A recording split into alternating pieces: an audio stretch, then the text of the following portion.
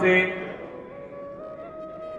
ऐसे ही पूज्य गुरुवर जिनने अपने ज्ञान कौशल से, सरसता से, नम्रता से, विनम्रता से, सिद्धांत से, सूत्र से, मौलिकता से, सजीवता से जिसने अपनी बात रखना सीखा है और जिन्होंने अपनी बात मौलिकता से रखना सिखाई, ऐसे पूज्य गुरुदेव देवत अनिल वत्स जी को आपकी तालियों के मध्य में आमंत्रित करता हूं कि वे आए और अपना उद्बोधन में आशीर्वाद प्रस्तुत करें। तालियों से आप सभी सहयोग करेंगे। पूज्य गुरुदेव देवत अनिल वत्स जी। ओम गणेभ्यो गणपतिभ्यो नमो नमो, व्रातेभ्यो व्रातपतिभ्यो नमो नमो, ग्रीसेभ्यो ग्रीसपतिभ्यो नमो नमो, विरूपेभ्यो विश्वरूपेभ्यो नमो नमो। ओम गं गणपतये नमः। मंच पर आसीन सभी विद्वजनों को उनके तप को नमन करता हुआ और आप सभी ज्योतिष के और अलग अलग विधाओं में ज्ञान को अनंत रूपों में धारण करने वाली इस अद्भुत चेतनाओं को, उनके तप को नमन करता हुआ मैं वाणी को गति देता हूं। आज के जो विषय रहे उसके अंदर कुंभ के ऊपर चर्चा हुई है और कल मैंने कहा था कि कल मैं कुछ नवग्रहों और कुंभ के ऊपर कुछ बात करूंगा। ज्योतिष के भी कुछ सूत्रों की मैं व्याख्या करूंगा। तो सबसे पहले हमारा जो भविष्य है आगे, वो ये कुंभ, ये एक दुर्लभ अवसर है हमारे लिए। ध्यानपूर्वक सुनिएगा।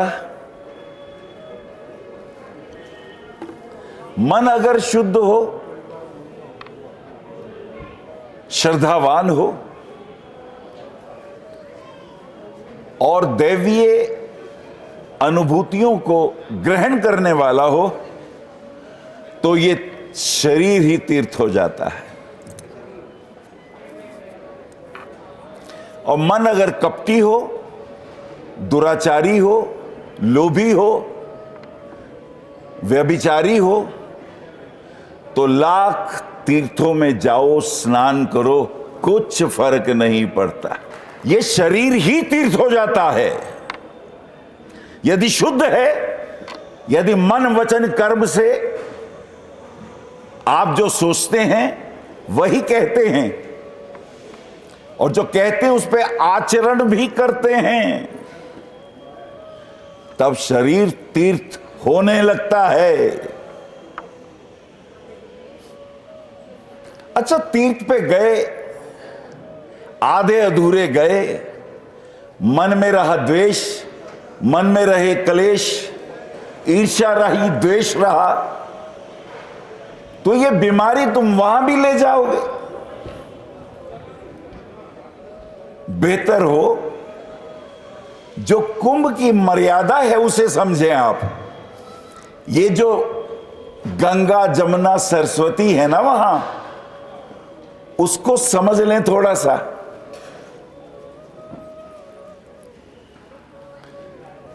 राजा बलि का यज्ञ हो रहा था, भगवान वामन रूप में वहां आए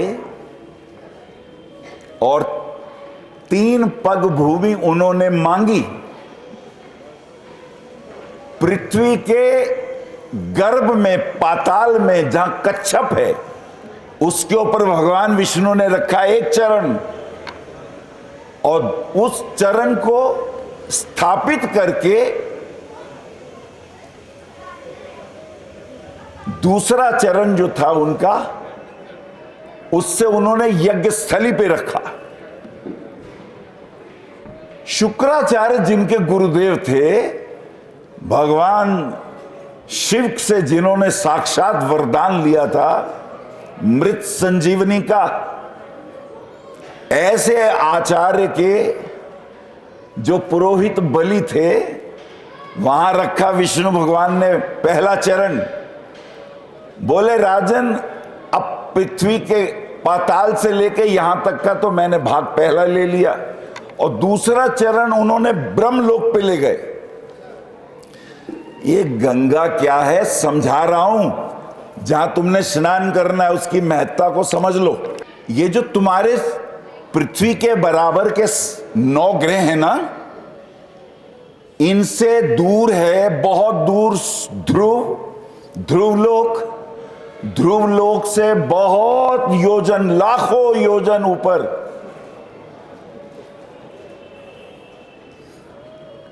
भगवान विष्णु का लोक, उससे भी लाखों योजन ऊपर शिव का लोक, और उससे भी लाखों योजन ऊपर ब्रह्मलोक।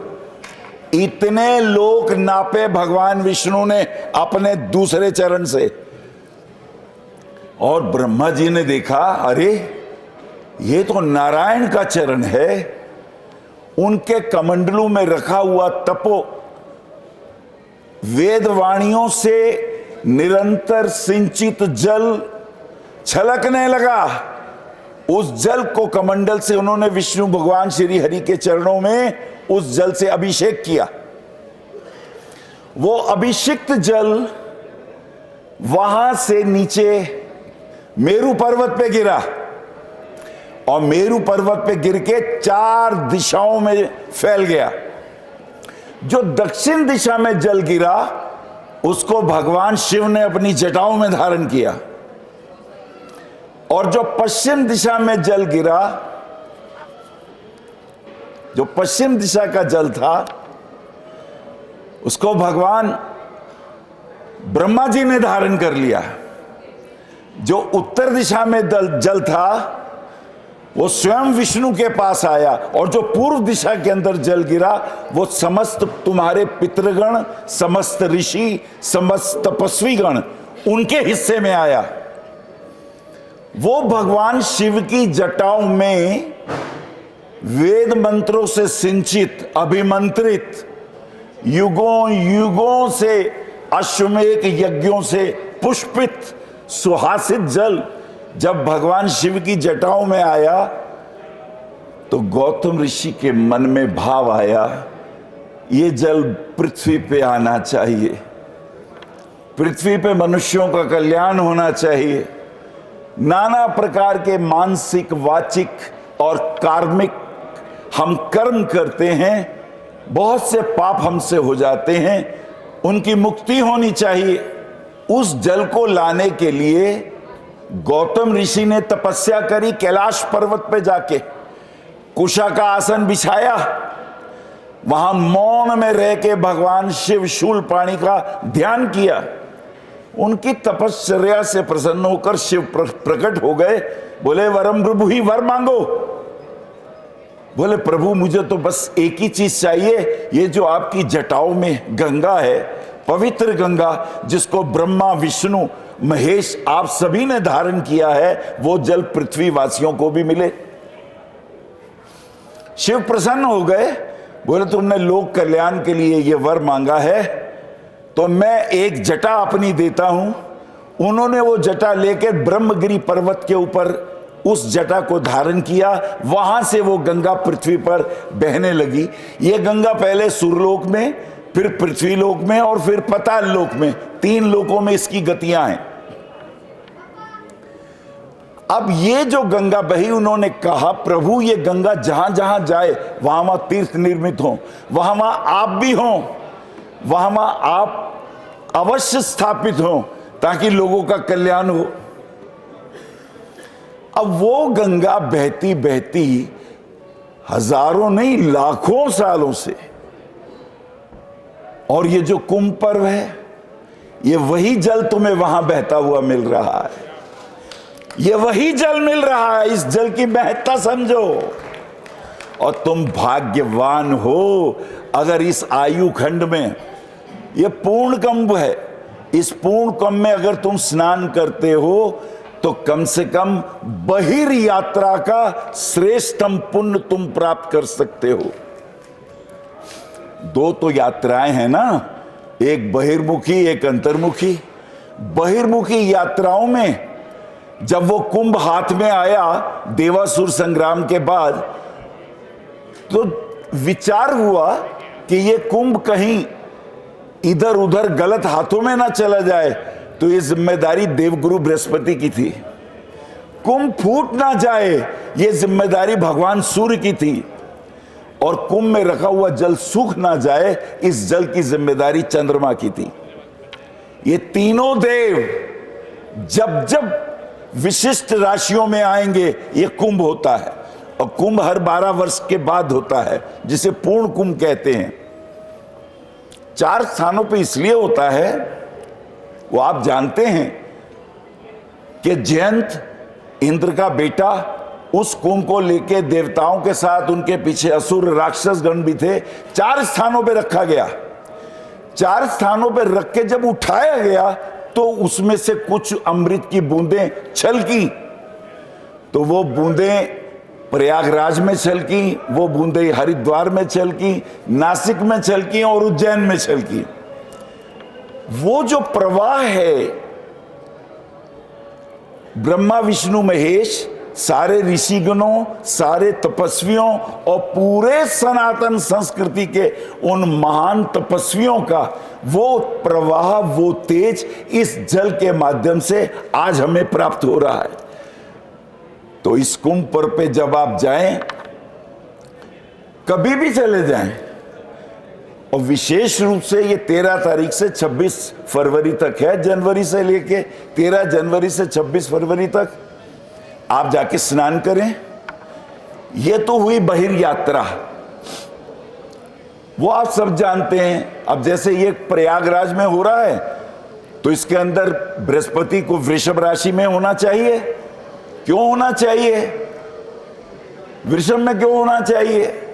शुक्र की राशि है, तो शुक्र तो देवता है, उनको क्या उनको क्या नियंत्रण करना है, उनका क्या ध्यान रखना है देवगुरु बृहस्पति को। बृहस्पति की जिम्मेदारी है। अब गुरु शुक्र का समझ लो, सूत्र दे रहा हूं शुक्र का। गुरु जो है वो आपको चरित्रवान बनाता है, वो आपको नियमों में धारण करता है।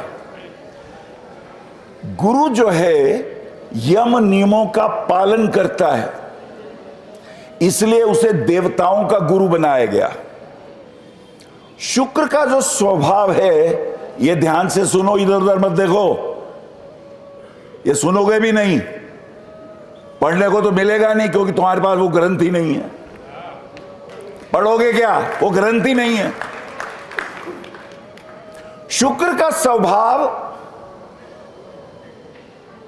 दूसरों के पोषण करने का है, गुरु का स्वभाव चरित्र के पोषण करने का है।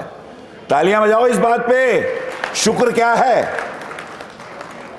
गुरु चरित्र का निर्माण करता है, और शुक्र स्वच्छंदता के पीछे दूसरों का पोषण करता है। यह शुक्र का स्वभाव है। तो जिनकी पत्री में शुक्र लगन में हो, ध्यान रखना, दूसरों की बात मानेंगे, दूसरों की संस्कृति को कहेंगे नहीं ये ठीक है, जो घर के रीति रिवाज होंगे उसकी अवहेलना कर देंगे।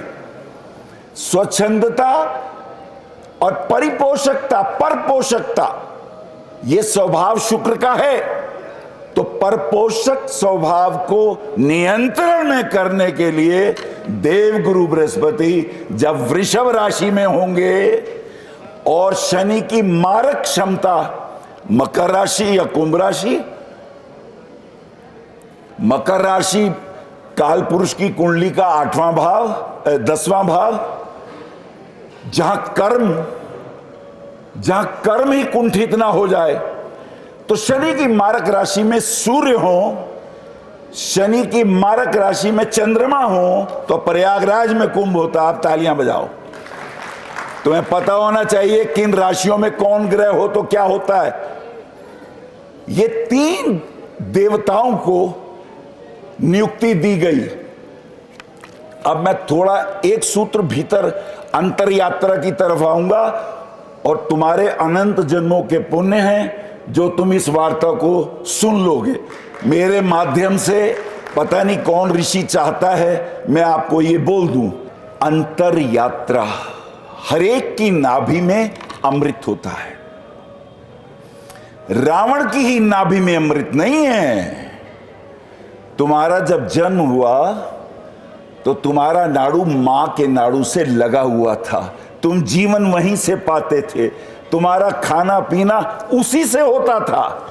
जब वो कटा तो तुम्हारी मृत्यु हुई।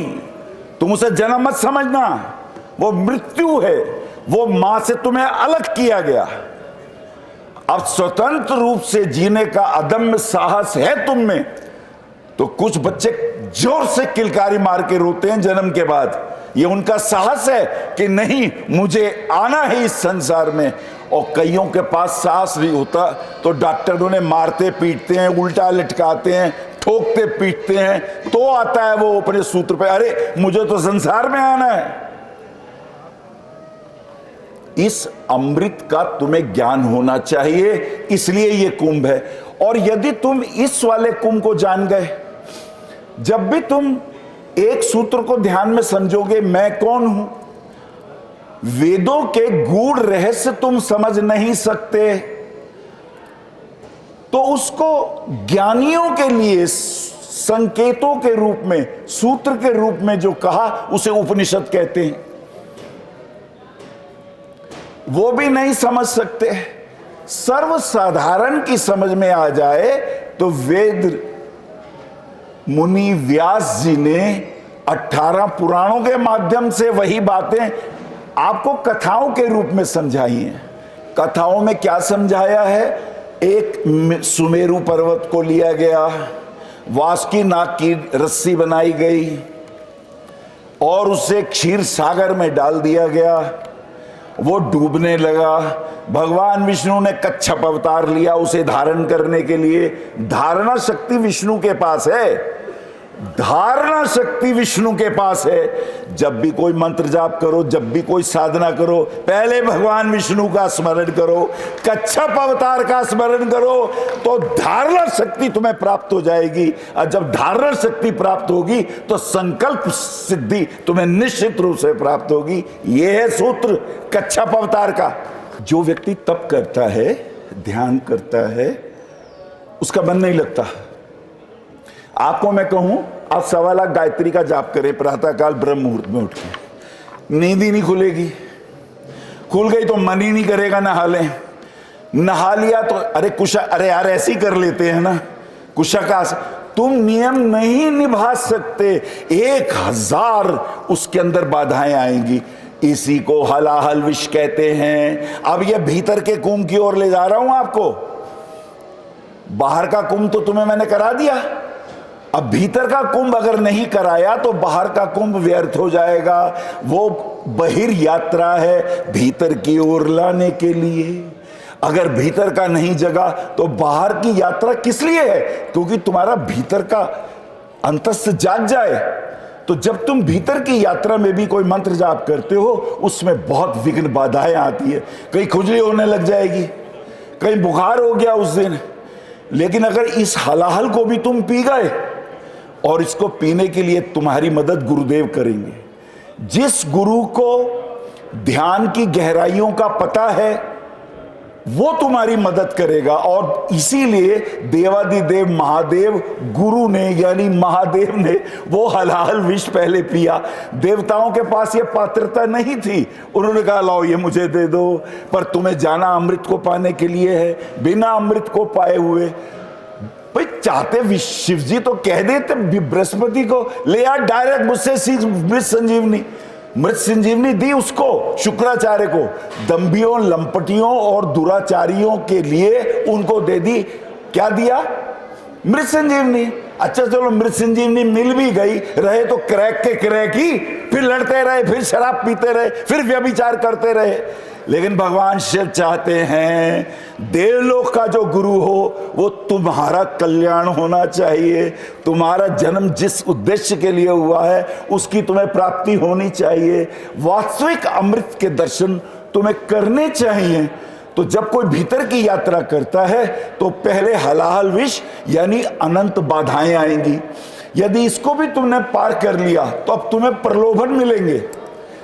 वहां पर बहुत सारी अप्सराएं आएंगी, कभी उर्वशी प्रकट हो रही है, कभी कामधेनु आ रही है, वो कह रही बच्चा जो मांगे मुझसे ले ले, पर अमृत की खोज में मत जा, और भीतर की यात्रा करोगे तो कल्प वृक्ष आ जाएगा, बोले यार मेरे नीचे बैठना, सारी सुंदरियां ले ले, रत्न ले ले, तू मुझसे दुनिया भर के ऐश्वर्य ले ले, पर अमृत की खोज में मत जा।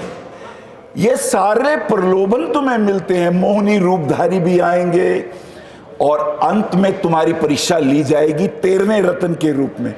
पहला रत्न हलाहल विष, 14वां रत्न अमृत कुंड, और उससे पहले मदिरा। अब काम क्रोध लोभ मोह अहंकार की जननी मदिरा, ये ले लो। अच्छा, तो आप हैरान होंगे, हम जब भी सत्कर्म करते हैं हम इंद्रियों के जो विषय बाहर के हैं उससे प्रभावित हो जाते हैं। आंखें सौंदर्य ही देखती हैं, आंखों ने कब कुरूपता को स्वीकार किया है?